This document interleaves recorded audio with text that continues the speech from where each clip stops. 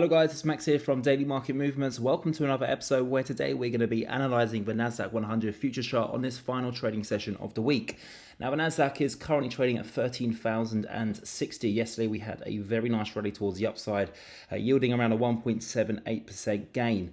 It's clear to me that we continue to form these bull flags. So here was one, for example. I think I said this actually in yesterday's video, and it looks like we're in the process of forming a second one. If we can break out towards the top here and let's say take out 13,200, which of course was last week's swing high, that then opens up the move higher all the way up to 13,600. So from a technical perspective, things are definitely moving in the right direction here for the Nasdaq100.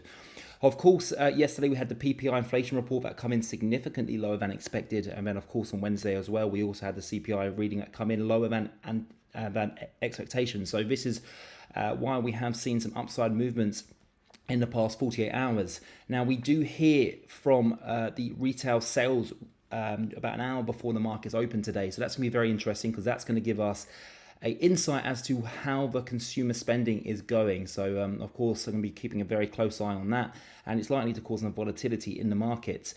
And then moving into next week, we do start earnings season. In fact, it starts this morning with the likes of the banks, which are going to be bringing out their numbers, and I think that's a heavily anticipated earnings that we're going to hear from the likes of JP Morgan, but I don't think that's going to cause too much of volatility in the Nasdaq100. I think it's going to be more as we go into next week and the week after when we start to hear from some of the big tech giants.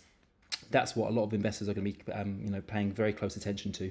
It's also important to know, guys, that I myself and my Signal team do hold a buy trade open in the Nasdaq100. We're trading very nicely in profit at this moment in time. If you would like to participate in that trade, because trust me, it's still not too late, or if you wanted to perhaps participate in future signals that I send out here in the Nasdaq100 and other assets across the financial markets, then please do not hesitate to scan this QR code on your screen. It will take you to my website where you can subscribe for a very small joining fee of $29.